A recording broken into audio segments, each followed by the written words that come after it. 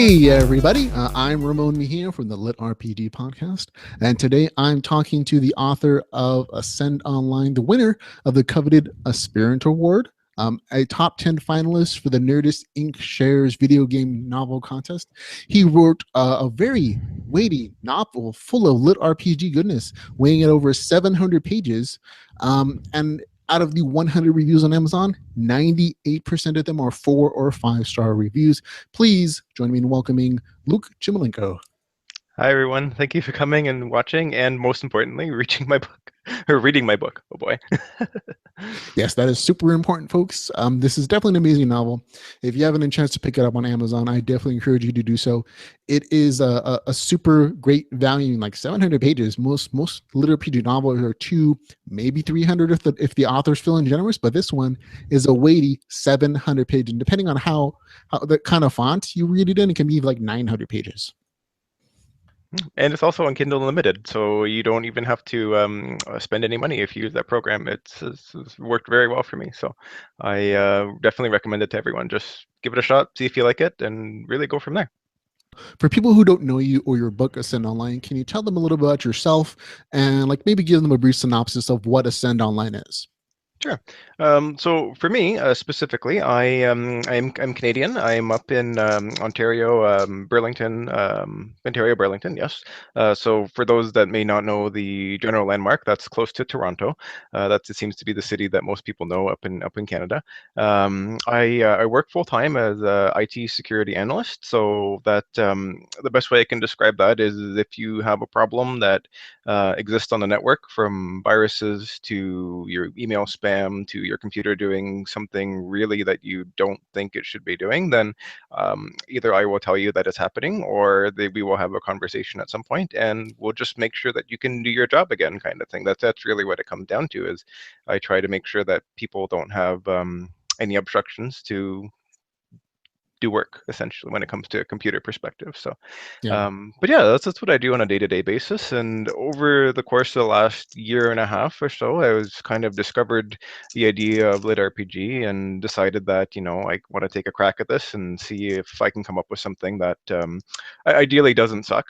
So eventually Ascend Online was born, and the idea of the story is very friend-centered. So I kind of wanted to channel a lot of those late night, EverQuest parties, Warcraft parties, Dungeons and Dragons days, and to the heart of that is the heart of the book. So you have a group of friends that get thrown into a virtual reality game, and things begin to snowball. They become invested in a local village. The world essentially starts to conspire against them. Events start to conspire against them, and they realize that the game itself is, you're going to have people and players that are essentially going to be on your side and are going to try to follow the status quo. It's like, let's face troubles together. And other people are going to kind of be very greedy oriented and say, this is well, I'm going to grab everything I can possibly grab, and it's going to be mine. What I try to do from the Ascend Online perspective is to draw in a lot of the real world perspective, is to make it more not so much just singularly focused on the game itself. Is the game doesn't exist in a vacuum. It exists in both. And while the first book does focus a lot on just the game itself, it's going to have a lot of ramifications on the real world, especially with what some of the more evil players or more greedy players decide to do within the context of the first book. And that's a lot of stuff we're just going to see. It's going to be a kind of recurring theme of what we see throughout the series that I have planned in my head. It's going to be a lot of give and take between what we see in both worlds. Perfect. That's a great description of your story.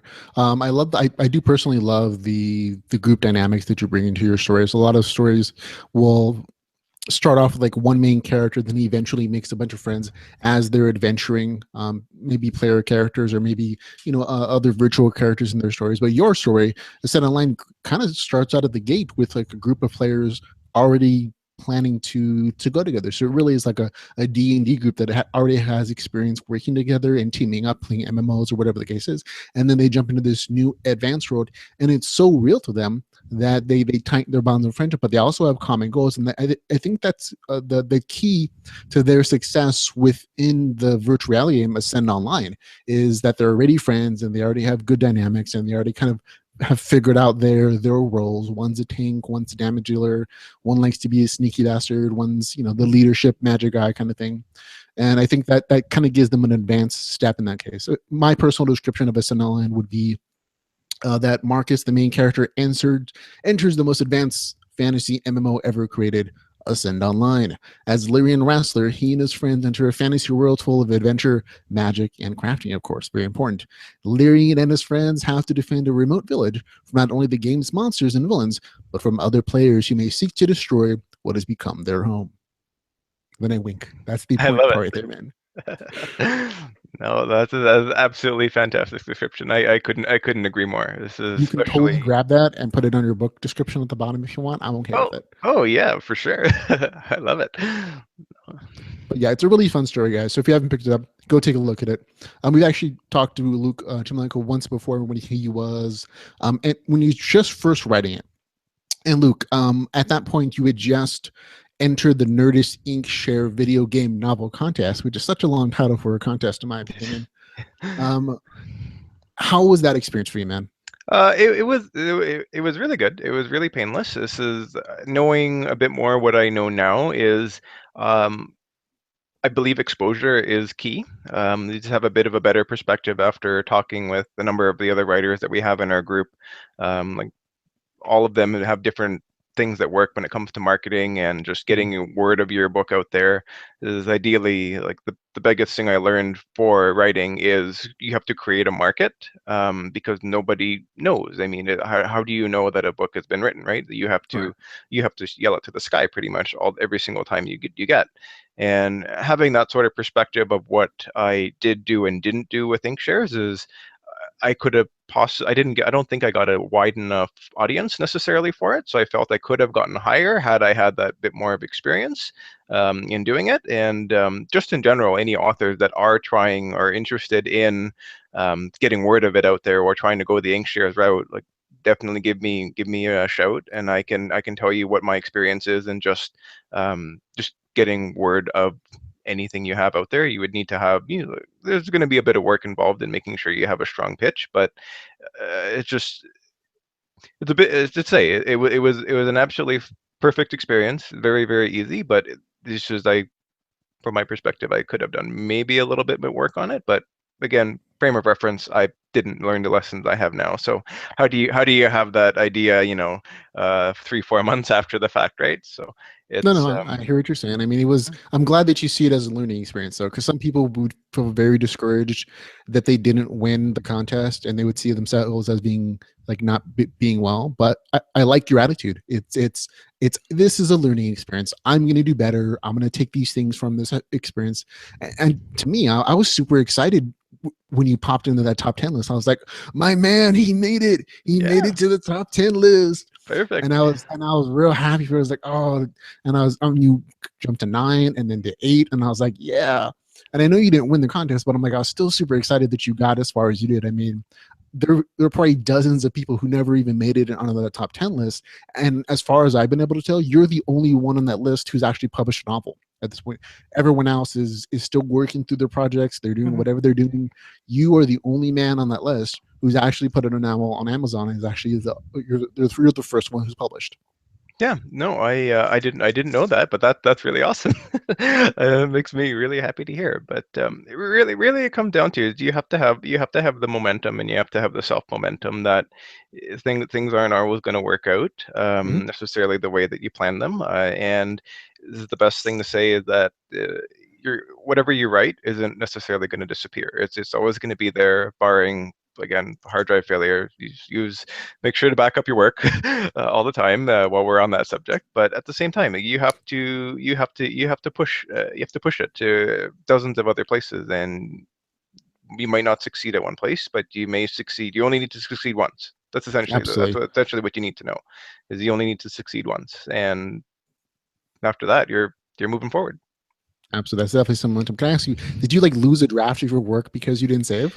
Yeah. I used to keep it on a USB drive because I was writing a whole bunch of it was just mostly outlines and ideas and everything, and Mhm. just it was in my pocket one day, and then it wasn't in my pocket, and that was like a solid like 28,000 words of an outline, and the closest copy I had was maybe like 9,000 words. So Oh I, no. I've learned my lesson, and I will pass that lesson on to all of you. Save it redundantly many times. Look at something like Dropbox or something else other than Dropbox, but uh, don't do what I did. It really sucked. Yeah, absolutely. I'm It was using not that Google great. Drive. It automatically saves all my stuff, so I don't have to remember to hit Control S. I learned that lesson the hard way in college when I lost like a final paper, and I had to repeat a class. So No, I'm like, yeah, definitely. yeah, yeah. My heart goes out to you for that. Yeah, yeah. That's don't just Perfect. Now you're, let me ask you're in you. my Considering the Inkshare experience, you say you learned that you need to do a lot more self promotion. Was there any one way of promoting yourself that you would maybe pass on as a lesson to people who are just going to publish their novels for the first time? Yes, so primarily for our genre, I'll say for lit RPG genre, I've found that social media works. It is absolutely it's worked for me for getting the word out there. It's worked for me for Kindle Unlimited, especially. It's just people have no risk in trying something out with Kindle Unlimited. Yeah, and all you really need to do is get your link out. You need to get your book out and just display it to as many people as you can. If you look at it as between Twitter and Facebook, it's so easy to get a catchy title, catchy little blurb involved in there, and just join writing groups, join Kindle groups, join Kindle giveaways, everything like that. Just spamming it in there every day or every 2 days. There are countless services that'll do that for you. You can take a look. You can chat with me afterwards, and I can get into more of the details of what I did or what I didn't do, kind of thing. And there's more of a technical perspective of what you can do to get your word out there. But you can't sit there and expect that people will come to your book. You need to go, and you need to push it. Essentially, that's Absolutely. No one's going to promote your 100%. book except for you. That's your labor of love. So you, just like anything else you got to do. I mean, you got to let people know that it's there, because if they don't know, they can't love it like you do. Yep, this is exactly it. Okay, perfect. Now let's move on a little to some of the questions about your book specifically. I finished the whole thing. I listened to a lot of it as a text to speech, so I found some very interesting things. There was really one particular cultural moment when I was listening to your book as a text to speech option that I just absolutely found hilarious. I'm not sure why, but I was listening to a son online and Lyrian was talking, and it was in this really weird kind of Siri computer voice thing going like, and he's asking the group like, do you see that mountain over there, eh? And it just made me snort and laugh, man. And I squirted soda through my nose, which is kind of painful if you've never done it. And it was just like this light bulb moment for me, man. It was like, it was the realization that Larian is Canadian because Luke is Canadian. And it just made me think, like, okay, so how much of yourself are you pouring into your character Larian? I would say a fair amount. I mean, it's hard not to when you're writing this kind of gaming kind of genre, is how you feel you would react, or how you necessarily would want a character to react in a certain situation. And even as writing, I mean, you can come up with different character ideas or different character perspectives on how you want to write. But having been Canadian all my life. I mean, there's no other way around that. It just comes most natural to me, and in some cases, I may not even realize that I'm doing it in that sort of way. So, it is what it is. No, it happened a few more times afterwards. And like I noticed, and I don't think I would have noticed it if I hadn't heard it, like from the text to speech option. If I would have just read it, I would have said it differently in my mind. But because the Siri voice said it is like, eh, I was like, oh no, that's Canadian. That's hilarious. No, So maybe I'll something have that to, I'll comes up have in to the dig through audiobook that. too, man. I really like that. I'll have to dig through and take a look at that myself. That's Yeah. completely subconscious.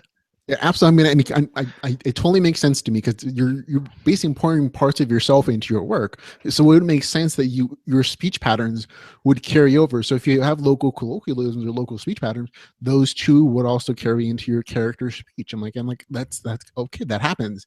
That happens when you're like reading non works of literature that weren't written in your country, like they're foreign literature, you notice those things. But if you're within that culture, it's like, oh, that's just the way we talk. That's normal for me.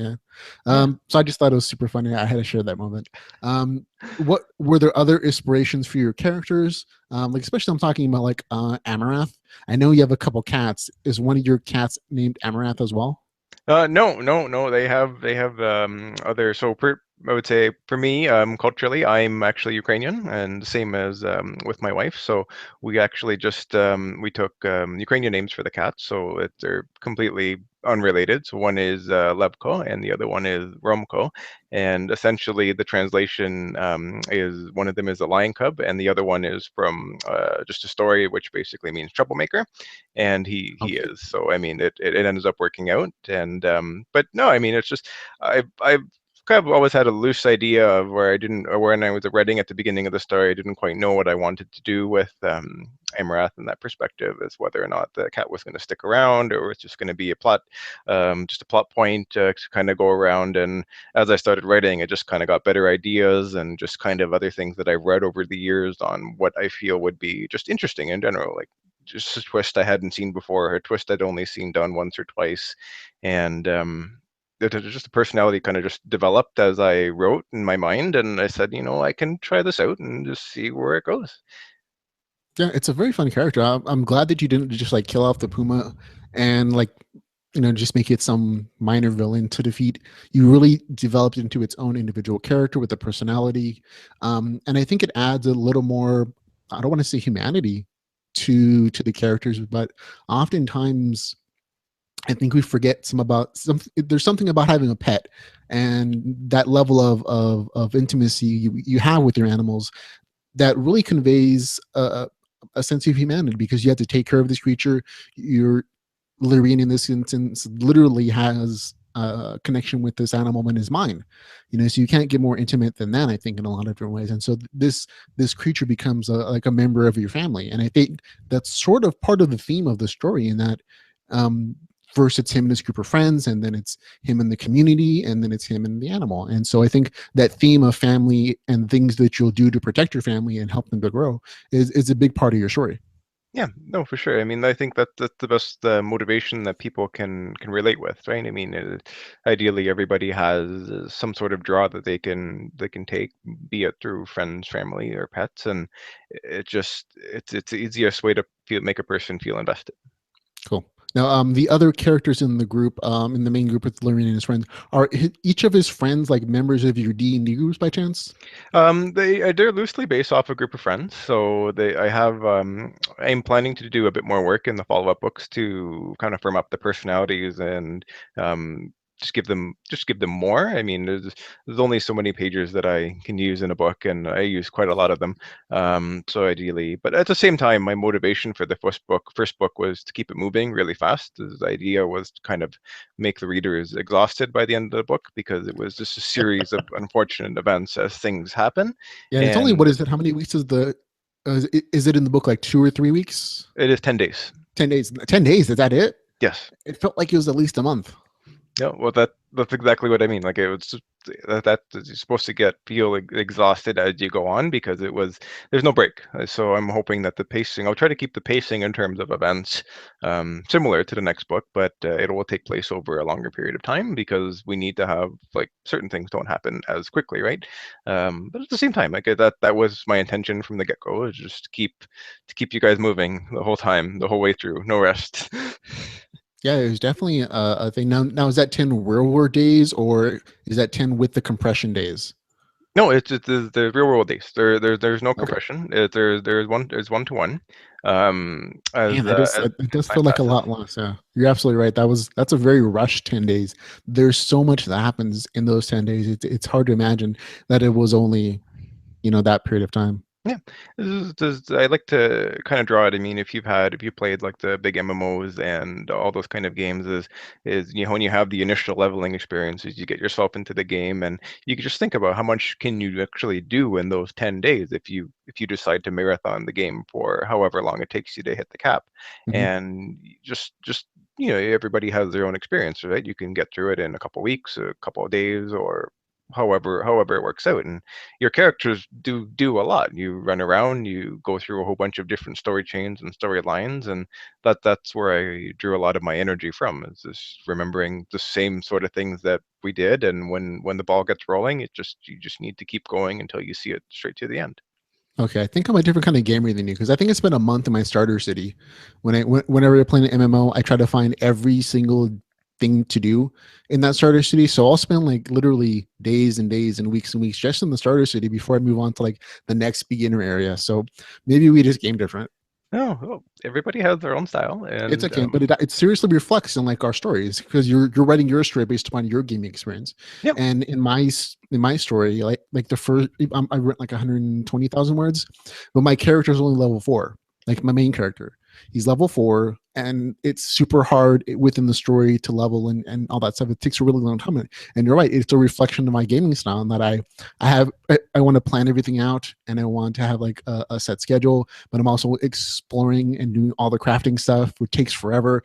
Like whenever I game in an MMO, I want every single crafting skill. I don't care what it is for. I'll want to try to level like dying up to level 10 before I try to try something else. Yeah. So it's kind of cool. Okay, now speaking of your book specific, it's a pretty long book. It says it's over 700 pages on Amazon. And I know some people report it being over 900, depending on the font size that they read it in. But when I was reading it, I felt like there were two really distinct story arcs. Like the first one is when Lyrian enters the game, all the way up to where the group is investigating the ley lines. And I felt like the second distinct storyline was when the players finally enter the area of the city or the village, and the story that happens after that, without spoiling anything, everybody. My question to you then is, why did you choose to keep it as one massive book instead of like having two medium-sized books? Mostly because I didn't necessarily feel that the story was over. This is, I didn't want to leave everybody kind of hanging as, oh, like what's going to happen when the players come, and it didn't really necessarily feel like it was enough to stand on its own in terms of just just just the feeling that you get from where the book would end and where the book would pick off. Mhm. It just felt like it would feel a little bit unnecessary in terms of just bloat and just like just the connecting events kind of in between. But then at the same time, whenever I my plan is whenever I would end a book would be on a hard ending, to introduce a number of concepts and things within the book, possibly have like a single thread that would go into the next book, but at the same time to try to resolve as much as possible in the one book, with so that there isn't any stress. I generally don't like cliffhangers. I like to have interesting cliffhangers. You kind of have a perspective of like, oh, there's something new that's starting, and that's interesting, but not to leave something necessarily in the middle of like just leave something unresolved. I don't know how to write that from my perspective. Mhm. It would feel incomplete from my perspective. So I wouldn't want to read that. So I don't want to subject anyone to reading that, if that makes any shred of sense. No, that makes perfect sense. Like when I'm thinking about it, yeah, you wrapped up just about every single storyline that you began with. All the player storylines, like the new players coming in. You had hints about like evil characters and like the jerks in every MMO who's only looking out for his self interest. All that was wrapped up. You wrapped it up with the Nemesis system. You give hints about like a continuing storyline at the very end. But even then, you know we can kind of see where it's going, like who the woman he's talking to is, of course. So I'm like, okay, that you're right, you really did wrap up the nicely. There's no cliffhangers whatsoever, just story opportunities that you can tell in the future. But even if like you never wrote anything in the future, this would be a really good standalone book. Yeah, that's going to be my goal of what I try to shoot for. I mean, if I need to look, for whatever reason, I need to take a break from a storyline or something that there's no suspense in, oh, I Mhm. need to wait 3 years until the next book comes out, kind of thing. I mean, I'm looking at Patrick Rothfuss here, but at the same time, it's just like I want to make sure each book can stand on its own to a certain extent, but will also build on what's coming afterwards. Yeah. Hey, and the audience apparently appreciates. I mean, 100 reviews, 98% are 4 and 5 stars. I mean, that's amazing. I think something in the neighborhood, like 84% of them are all 5 stars. So it's a the fans have appreciated your particular writing style. Like my story though, total cliffhanger at the end. Oh, I'm like, it's a drop. It's like, sorry guys, you gotta uh, wait. No, I mean that's just kind of the story that I thought of. Like, okay, I want them chomping at the bit to get the next story. That's my perspective, and I don't mind writing a cliffhanger. I mean, because that's just the story. I mean, it's a thing for me. yeah. So if you read my story, don't hate it too much, man. It's I'm just letting you know in advance. There's kind of a cliffhanger at the end, like bad things happen at the very end, and it's not really resolved, but it's something that will be touched on like the next book if I finish writing this one. I look forward to it. No, that'll be great. No need to worry. This I saw you like Twitch, man. You're like, no, it's not a problem. uh, this is make sure I'm nice and relaxed when I start reading it. Just take a deep breath. Once I get towards the end, right? It's okay. You can just skip the end, man. You can just like pause on a good night and go, okay, his story's done. Okay, we'll wait. We'll wait till the next book is out, and then just It's start okay. this. Like I said, So if you ever read it, if it ever gets published, if I ever, finish it and do all the editing, you can leave me a nice review. It'll be honest. I'm okay with it, man. We'll still be friends. I'm looking forward to it. No need to worry. Okay, those are all the questions I had for you. We can move on to some of the questions from the audience. So if you're ready to answer those. Yeah. Okay, perfect. First one. This is the question that everyone asked, of course. When will book two be ready? So right now, I'm outlining the book. I'm trying taking a slightly different approach than what I did for the first book. The first book, my outline I think was maybe about 7 sentences long, and I kind of built on it as I went together, just kind of figuring out the bridging events, kind of how do I get to here, and that writing style really worked for me. But I felt that it also took quite a while. So at this point in time, I'm doing my best to plan out the entire book of what I need to happen, major events that I want to include within the book, and just to make work. So I'm doing very well on that part. I have quite a bit written, and I'm nearly getting close to getting done. I just need to add a bit more detail. So with that being said, I'm hoping to start posting some of my writing possibly towards the end of the year or early January. And my goal is to actually have the book ideally done before summer. So that would include like having it written, having it edited, hopefully posting it on Amazon before June 21st, I think is the first day of summer. So that's my goal. Hopefully that'll work. I'm have a bit more of a busier year. Just this year I have some personal development courses I'm taking off of in my real world job. So that's going to cut into my time, but I'm hoping that the extra planning that I'm doing will also make it move a little bit faster. So Excellent. that's my goal. That's what I'm shooting for. So soon, but soon with an asterisk. It'll be done when it's done.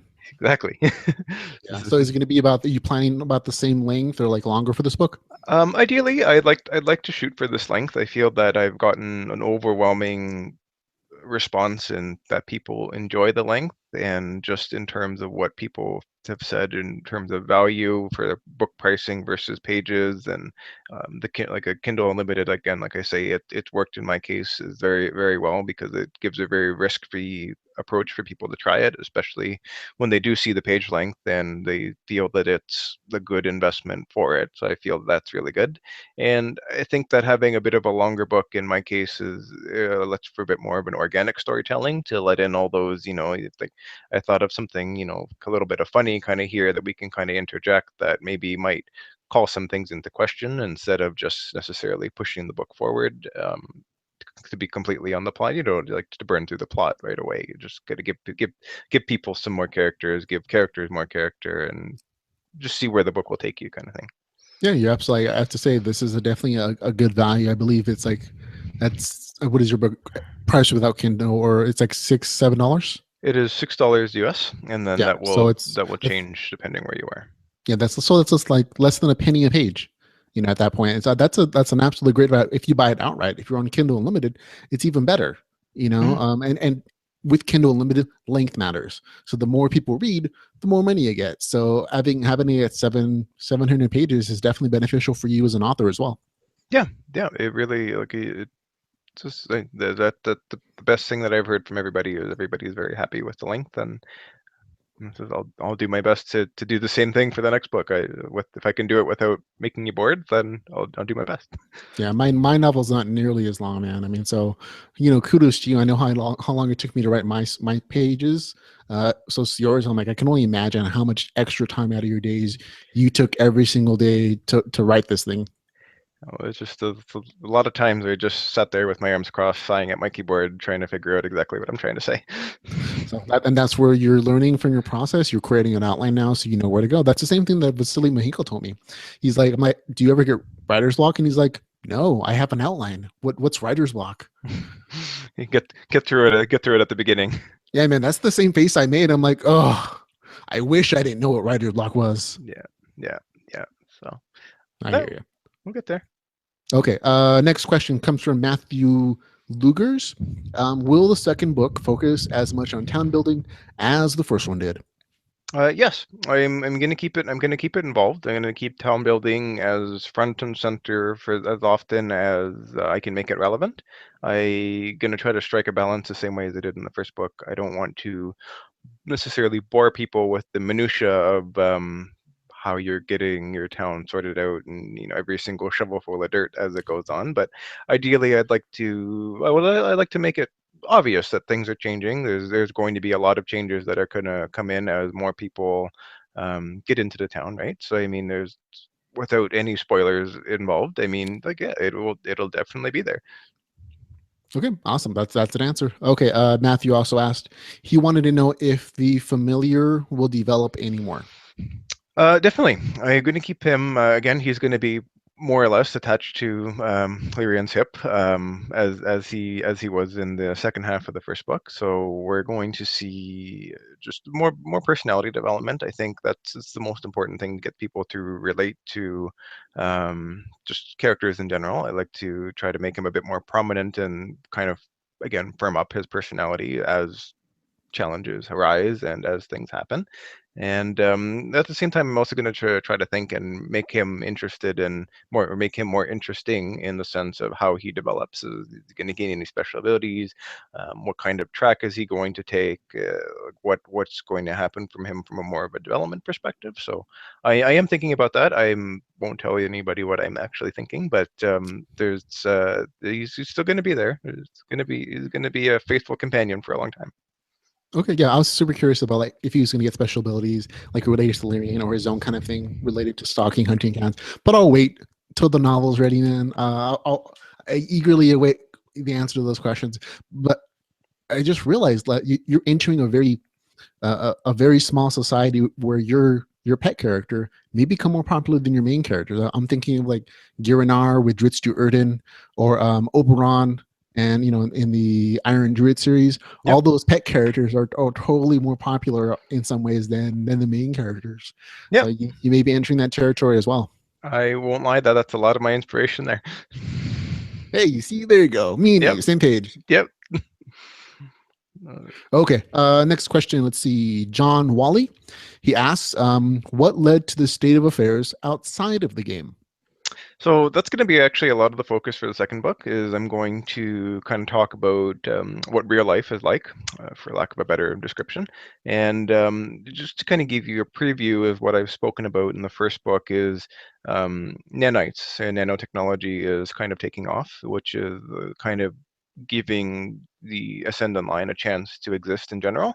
And I'm going to try to find a way to I can explore what that actually means when just as general from a societal change, what is going to change. It's not just going to be a single video game that's going to come out from the advent of that sort of nanotechnology. It's going to be a wide sweeping change throughout everything, throughout everything that exists, and even to go into a bit more detail on the social implications of Ascend Online, because everybody knows you have a virtual reality game that you like to spend more time in it than you do in real life, then there's going to be consequences for it, right? So I mean, there's only going to be a very small portion of the population that can afford to do that for full time, and even like how are you gonna approach it, right? I mean, society might be okay, that's kind of cool, and for a moment they're going to be like, well, then it's time to get back to work, do something more productive with your time, or they might not. I mean, that's going to be part of what we're going to find out. And there's definitely always going to be like an anti-science backlash whenever these new technologies come in. The anti-nano community, humanity stays human kind of stuff. Yeah, it's going to get. I want to make real life a bit more prominent compared to some of the other books in the genre. Is to kind of develop two different storylines that are going to happen within the game and then outside of the game. Is just to give it a bit more of organic feel. I mean, neither exists in a vacuum without the other, Yeah. and I feel that'll just again it'll make it more of a complete story from every single perspective. No, absolutely, and I can see the beginnings of that in this particular in the Sun Land, this book. When the main bad guy comes in, Graves, it's like a revelation to the rest of the characters that the game has become so popular worldwide. Like 62 million people waiting in line for their opportunity to purchase all the equipment they need to play Ascend Online. It kind of reflects what you're talking about, the effect of the game on the real world, economically, socially.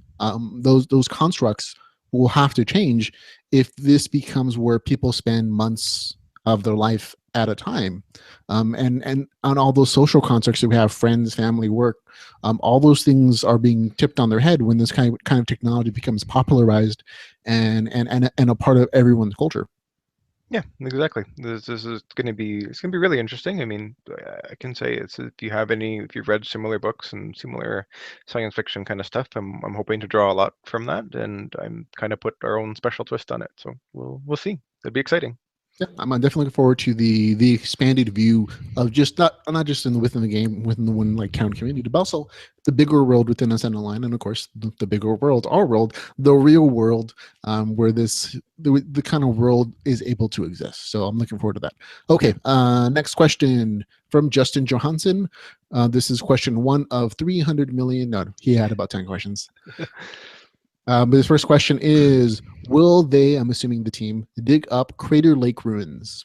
That's going to be a focus of the story. There's going to be bits and pieces of how do I can say like a spiraling exploration as people come in. They're obviously not going to hang around and just sit and do nothing in the town. I mean, we don't do that in general when we play a game. There's a good split. You know, you spend your time in town, you do what you want to do, and then you grab a sword and you go out and see what you can find. That's the general premise of the game. So it's going to be kind of a more organic development as we go outwards and as we see certain things. But yeah, I'm definitely going to include Crater Lake. I'm definitely going to include the other ruins that we've introduced, and I have plans for countless other things that can and will be found in the area. And so yeah, it'll be there. Yeah, you definitely set up a lot of potential storylines with all the different locations that you've explored and the few dungeons that they just kind of like, oh, here's a dungeon. We're not going to explore it yet.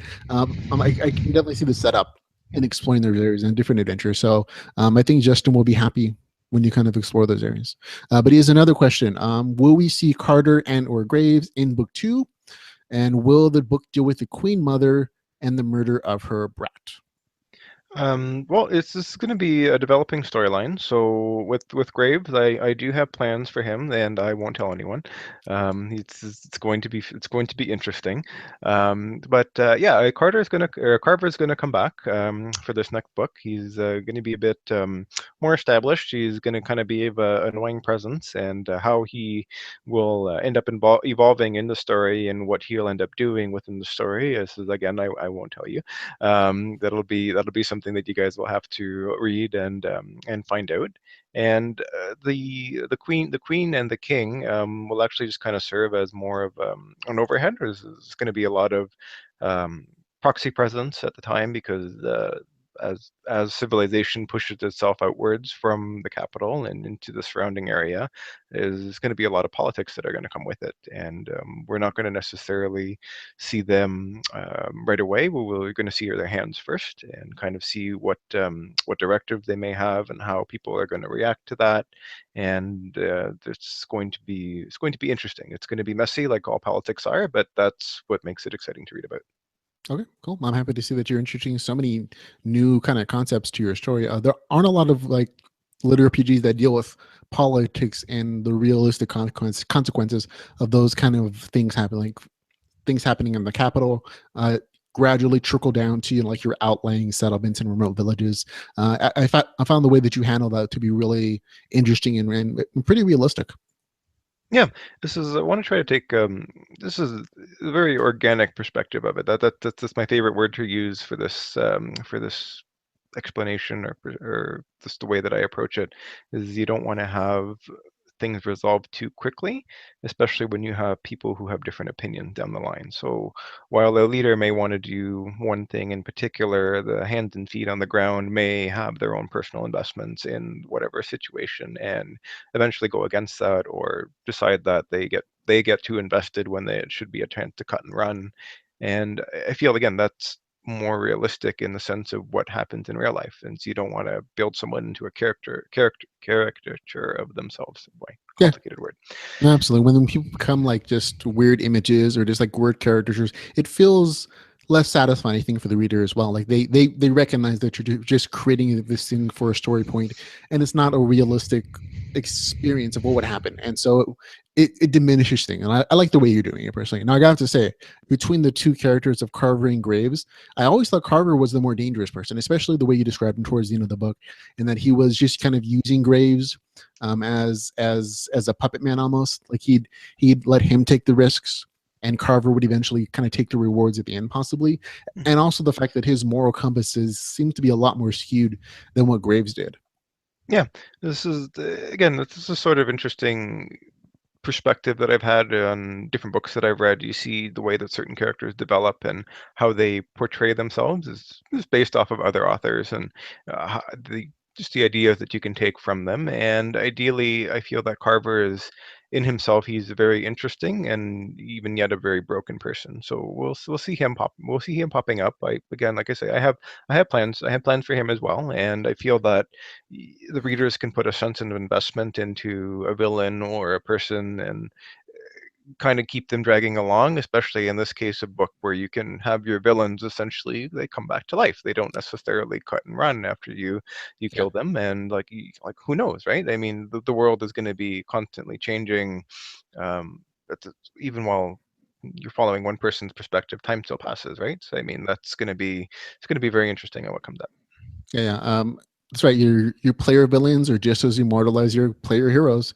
In this particular case, they're going to keep coming back like little cockroaches. You can't snap out. But I got to say, whenever you say "I have plans," I imagine in my head that off screen your fingers are just going like this. I have plans. Yeah, I like it. No, I think you guys will enjoy what's coming. Thank you a lot. Okay, some more questions from Justin. He asked about the footage streaming. This was kind of touched on in Ascend Online, and that there's the possibility for a ton of money to be made. He's curious about how the footage from our main team of heroes is going. Is the feed going to sell well? Are other players going to get to see the stuff about the ley lines, or are they going to kind of cut it out? Yeah, so I have an idea of what I'm going to do and how the world is going to react to it. So the best thing I can give as a perspective is say that you know how our world works is that everybody is streaming. There are tons of game streams, as popular as one may be. What's that number of popularity compared to the mass, right? What do you consider to be popular when you have 10,000 views, 100,000 views, millions of views? So I'm we're happy gonna, with like 50. yeah. So I mean that's gonna be part of the perspective of how we deal with the feeds. This is what is it like? How is the world gonna kind of take to it, right? Okay, And I see. I'm hoping to make again, I want to make everything that the players and people receive earned in a sense of way. So I do have a plan for it. It's going to be its own subplot. It's going to be interesting, and I can say I don't. It's going to be a substantial piece of the real world plot, if that Okay, so makes I see how sense. you're going to tie that into the real world effect kind of thing. Then the Yes, streaming portion of it, like all the gaming stuff, tying into like directly. Okay, I see where. So you can't explain it. You just have. pretty much. Yeah, yeah. Okay, we'll let it go, man. So sorry, Everything Justin. He's not snowballs. going to give you any more details, Justin. He has plans, and that's all you're going to get. I think that's going to be a theme of a lot of these questions for him. Justin also asked, "Does Lyrian the NPC craft, and can he get skill ups while offline?" Actually, yeah. So what I did is my idea of offline crafting is, if any of you have played Final Fantasy 14, is you know that the mainstream version of crafting is very moment intensive. You need to watch to see what you're coming. You have a certain timing of how you use your crafting skills to get a high quality item. So in the sense that you also have the mass production of, I need to make 40 iron bars. You set up the automated process and you can go get a sandwich and it'll be done when you come back. The difference is that while you're doing the automated process, obviously it is hands off. It doesn't require any input from you, but it's very rare to get something that would be of higher quality. Even though you'll get that little bit of experience while you're doing it, you may get a scale up or a level or something in between. So I feel that from a fun perspective of like actually looking at the mechanics of the game, if you got nothing, that wouldn't be fun. That would make that process reasonably like useless, to say that, to use your downtime efficiently, because if you're logged off as an NPC, like it makes it makes no sense that your sense of avatar would suddenly lose purpose in all existence. So they may not be able to function as high as they would were you at the helm, but again, it just doesn't make sense that they would just become suddenly useless, for my idea. So Yeah, I thought that was a pretty interesting mechanic that you introduced to your storyline. When the characters log off, um, their avatars don't disappear within the world. They're fixed creatures or creations within that world, so they can live and they can die. They can get killed by a mob if the player suddenly disappears.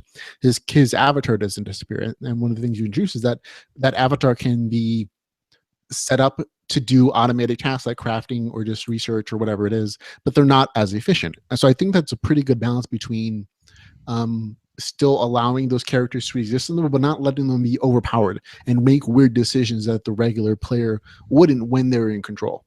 yep, that's exactly what I was aiming for.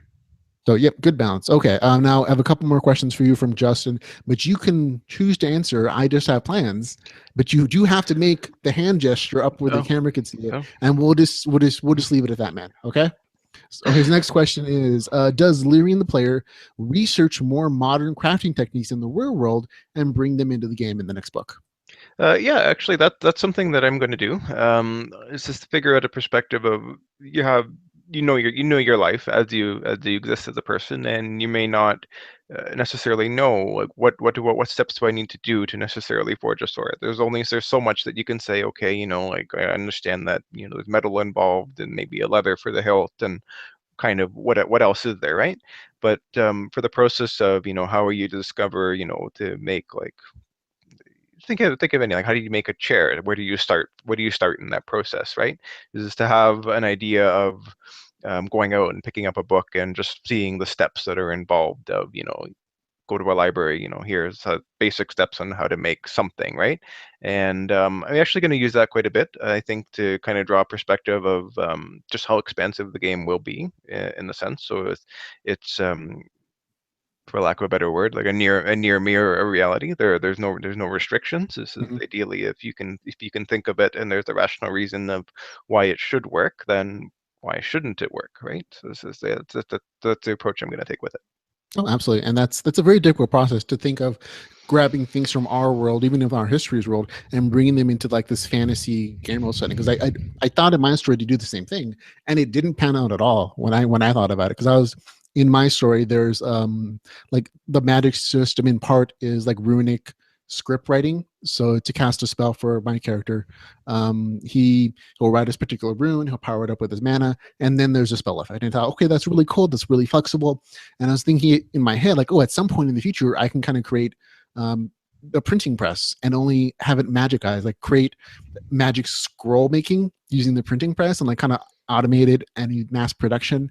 But then when I thought about the research portion of it, it's like the printing press was a product of its time in that it depended upon a number of other advanced industries like good paper making, good steel making, good wood making. Making those screws that ran the printing press is not trivial. It took a lot of technological development to make such kind of tools that are just perfect for that time frame. And so within this fantasy world, to make the printing press would require like the advanced development of like 5 or 6 other massive industries that all of which that that one character would have to develop on his own. So it would be a huge time sink to develop this mass production model because the culture itself is not ready for it. Yeah, yeah, that's I feel that the most important thing for both as a starting point for inspiration is to figure out what is Yeah. technology at this point in time, and again to realize that makes readers more respectful of what you're doing because they don't point out saying, well, you don't have any of these technologies to make.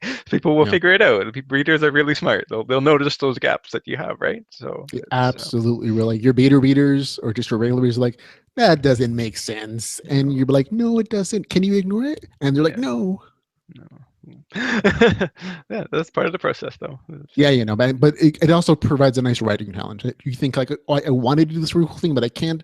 But maybe I can work it in a different way. Like, can I change it, or can I use my creative juices to create a magical alternative? And I ended up doing something similar in mine. But it was always it was an interesting creative process, and I can see how grabbing a crafting techniques from the real world into your story would be equally as creatively challenging. Yeah, this is say it's when I was originally writing Ascend Online, I got to the point where they were looking to build the Palisade, and then I actually looked at what was involved in it, and then I'm like, well, this is wrong. I can't do that. But then again, it turned out to be interesting to just figure out how to that would be a natural assumption of people saying, well, let's build a wall of wood, and then you realize that, well, that's really a lot of work to do that, and again, that why not pass that experience on into the story? Again, it's very organic and a very interesting perspective, and it really worked. Yeah, I kind of started moving back and looking at historical fiction for like westerns, or like pre-industrial stuff to see the kind of technologies and stories that were created. Then it kind of gives you an insight into like, oh, this is the actual process that people had to use, and it was very labor intensive, a lot more than we think of nowadays because we have a bunch of mechanized machines. You want to tear out a 200-year-old tree, you get a chainsaw. You have cranes to pull it out of the ground. But you want to do that in a pre-industrial society, it takes like 100 dudes, to chop that thing and to move it around and to chop it up into small manageable pieces. So there's that very distinct rationalization. Okay, this is what it really takes. How do I boil that down to something that somebody's going to want to read in my fictional story? So I got to say, you did a good job in making it palatable and making it interesting in the way you created your town. Oh, perfect. Thank you. Okay, next question. Again, remember, you can opt out if it depends on your story. Can Lyrian pull mana from the mana infused oak? Yes, so technically he can. There's nothing. There would be nothing that's stopping him from doing that. On how that would affect the tree, or just to say in general of whatever he's pulling it from, that is going to be. It's going to depend. It's going to depend on what it is, how often he does it, what he does it, in what context, and so just yes, that's the best way I can answer that. Without spoiling anything for the people who haven't read yet, of course. So Yes. I get you, man. Okay, next question. Will we find out what happens when the oak roots reach the ley line? Yeah, that's going to come up in the story. I still need to again. I'm working on a plan on how to best include that. So it's going to happen, but that one I will admit I'm not 100% sure where I'm going to take that with. But it's Are we going going to to get happen at some magical point. treants? Is that what it is? Going to be a blue ley line infused treant? It's going to come alive and No, like no. spew dryads out of it? That would be very very destructive to the town. I'm not sure. That'd be interesting, but no, I don't think that would be the best way to take that from that Well, he could be perspective. like a guardian spirit for the entire forest. He could be benevolent, and go out on patrols, walk around the town. Might knock over a building or two, but he could be the town guardian too. That is the perspective. It reminds me of that old Warcraft 3 where you had the trees walk up around for the night elves and just go on and devour other trees. That's the See, mental picture I get from that. So yeah, hey, I don't know. I'm going to make it relevant. I have an idea of where I want to end up with that idea of the tree and how that's going to work out. But how I'm going to get there, that's unfortunately it's still it's being planned. he did it. He did it, folks. See, Yes. he has plans. Okay, man. Thank you very much. I mean, those are all the questions we had from the audience.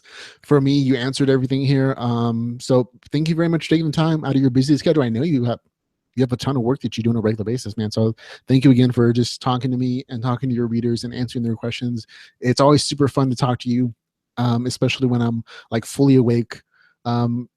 It's always enjoyable, man. So thank you very much. Awesome. No, I had an awesome time. I very much appreciate you taking out the time to do all this, and I always watch everything that you do.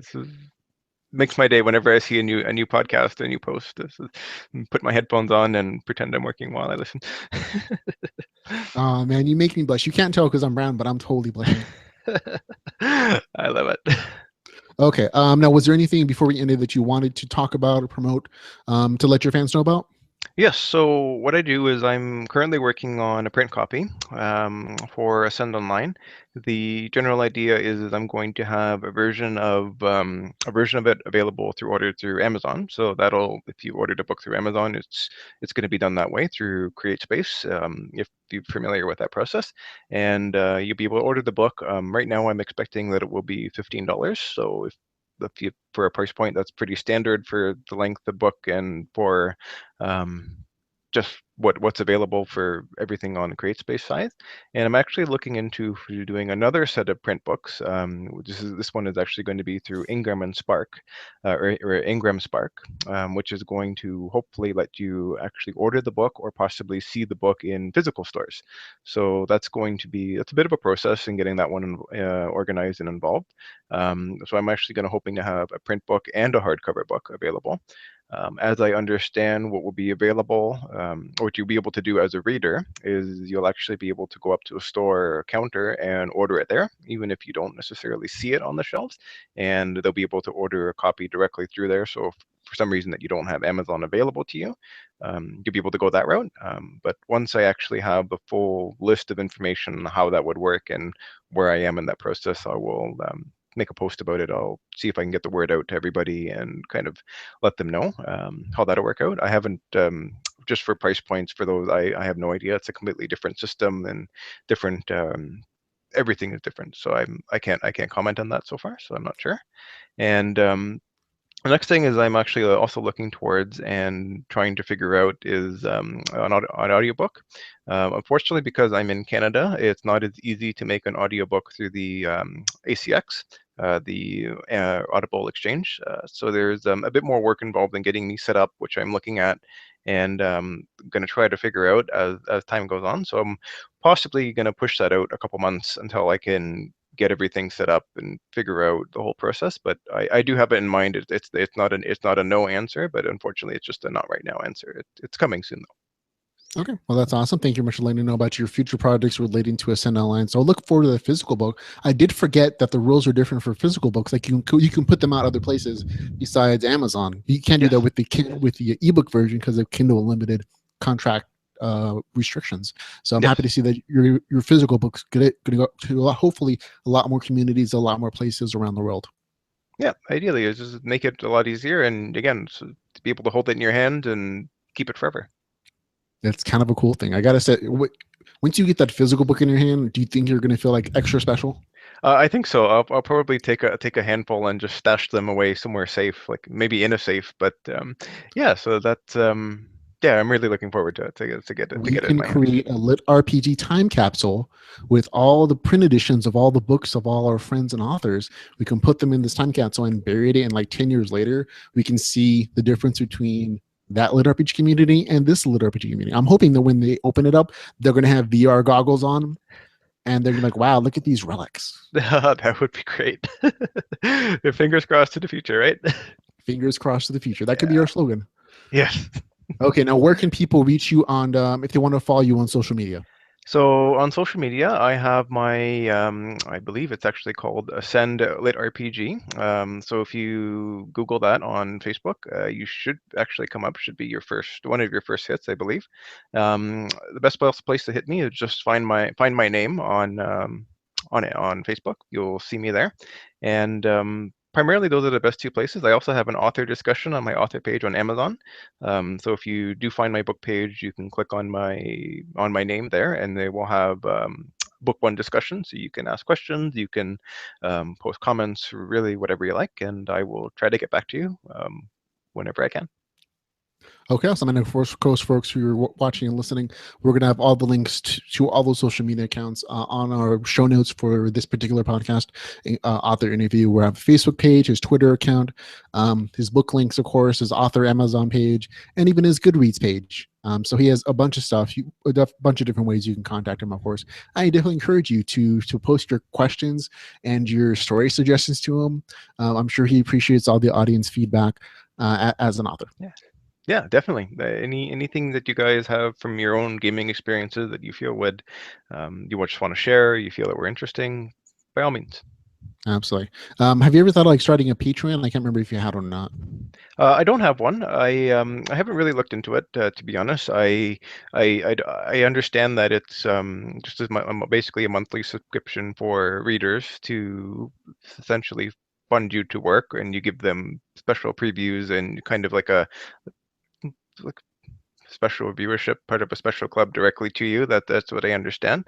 I don't know if I really would go that way because I personally I'd like to have more of a to work at my own schedule rather than feel that I necessarily owe people for their time and what they're spending, because my schedule can fluctuate very wildly. And I have my productive days where I can figure out all the words that I need to say, and then my other days where it just doesn't quite work out. So as my perspective would be, as I would like to give you something when it's done, than to give you something rushed that is kind of broken and on fire. So that's not what you need to see, right? I'd rather just give you something that you know exactly what you're going to get, and kind of go from that perspective. Hey, I hear you. Whatever works for you in your writing process. For some people, they need the extra kick in the butt to kind of get writing. And a few of the authors that I've talked to who have patrons, like, it really motivates me sometimes to write when I don't feel like it. Like I remember if there are people who are paying me on a monthly basis to type, funny stories into my computer so they can read them at some point, even if they're not polished, they're not finished, they're aware of it. They still at least appreciate that. It's kind of another way for your readers to support you. You don't necessarily have to see it as a subscription service. A lot of ways it's just they like you. Like we got a couple Patreons from the group for the podcast, and they get like a day or so early access for the interviews for the podcast, but it's not like I owe them anything. It's more like, oh, they're appreciative, they're supporters, and so they get a few extra benefits. But it's more of that kind of relationship than like, oh, they're paying you to get extra access to your stories. I mean, at least from my perspective, it's just kind of a way for your fans to say, hey, thanks for your stuff. Here's a little something to help keep you motivated to do your work or to help fund you in your life goals. Yeah, we'll have to take a look. Yeah, no, I didn't really think of it that way. Yeah, it's just an option, man. I like it. I know a lot of the LitRPG authors have them for their communities, and some of them are doing pretty well. Mine, I have like, let me see, $3 a month. So I have a couple people who supported me, and only one of them is related to me. So I think that's pretty good. Yeah, I got to say, I'm happy with that. It works out. Every bit counts, right? Every little bit counts, man. Okay, but thank you very much. That's going to be it for the podcast and for the episode, folks. Author interview. I hope you guys have had a great time. We can't do this without your support. Again, you can find all the ways to support the podcast at litrpgpodcast.com/support. But for the podcast, I'm Ramon Mejia. Thank you very much for watching and listening, everybody. If you want to see goodbye, Luke. Bye. Thank you. Take care. And remember, folks, to go read some LitRPG.